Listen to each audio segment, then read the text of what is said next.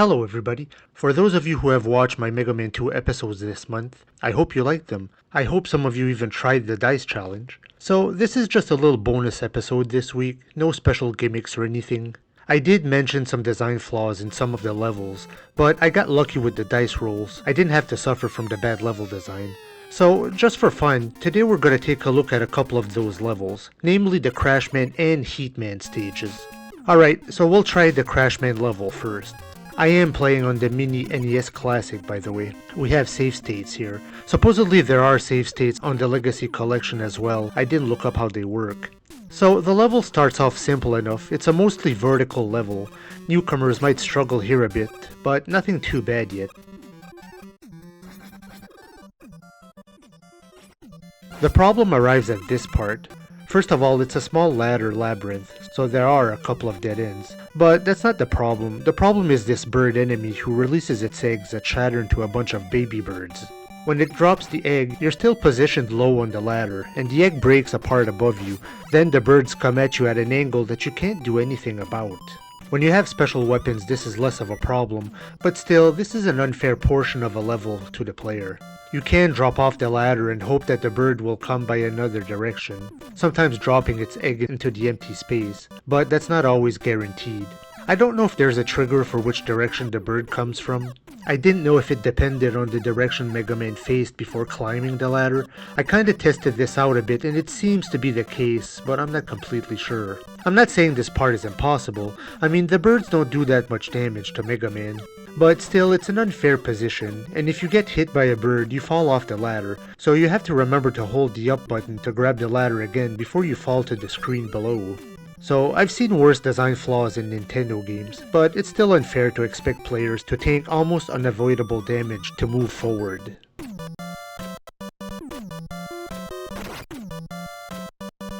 Now I get to Crashman. He has a pretty simple pattern. He jumps when you shoot, so that's the key to beating him.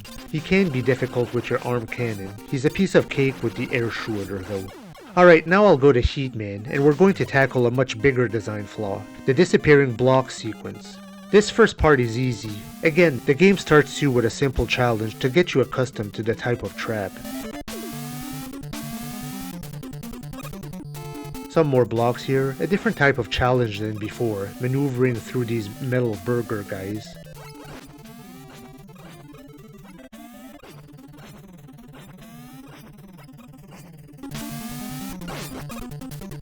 Alright, now we get to the one Mega Man trap I have never conquered.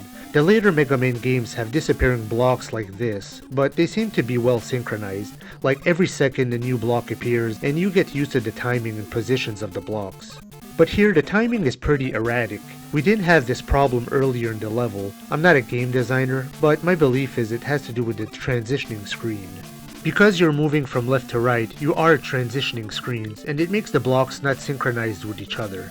As you can see here, the timing is totally off. Some blocks appear too quickly, while some others take a little longer to appear. Add in the stress of the instant death lava pit below you, and you have a recipe for disaster. I've had several playthroughs where the blocks just completely leave me hanging. I fall to my death and the consecutive block just never appears. I always figure I moved the screen too far or not far enough. Some of this might be my own clumsiness. But with blocks that appear right above you, you have to time your jump just right to make it above. But how can you time your jump just right with this erratic pattern?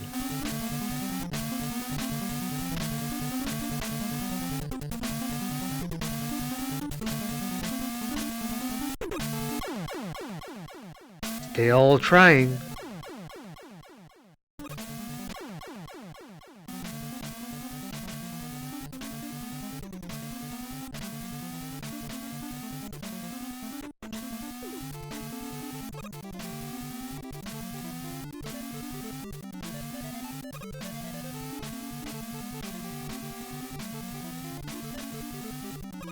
Well, I'll be f***ing damned. After 35 years of playing this game, I finally beat the Heatman block sequence. I'm surprised it didn't leave me hanging to fall to my death, although they did have one last nasty surprise. I still think this part sucks. Of course, there are veteran players who can probably do this with their eyes closed, but you can't deny that this isn't fair design. Now I get to Heatman. One thing I never knew up until just a few years ago is the Crash Bomb actually fully heals Heatman. I had never seen any weapon that healed the robot master in the classic Mega Man games. This has to be an oversight by the developers, right? Why would this one robot master get healed by a weapon you probably wouldn't think of using against him? Maybe I am wrong. Let me know if some game designer actually decided this. So now I'm getting item 1 before item 2 for my first time ever. Before I shut this game, I want to attempt one last trick. I saw players online using item 1 to glitch a stage. You see, when you get through a boss door, it's programmed to transition you to the next screen.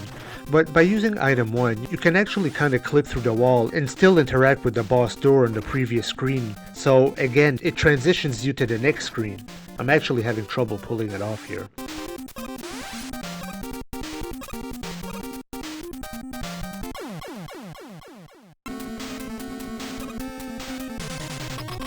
And here we go. Apparently, the second Dr. Wily stage is to the right of Airman's boss room. It's a glitchy mess because the game hasn't uploaded the correct sprites, and Mega Man is trapped in the floor below, though you can clip yourself out. So it's Wily stage 2 with Airman still fighting us. This is pretty cool.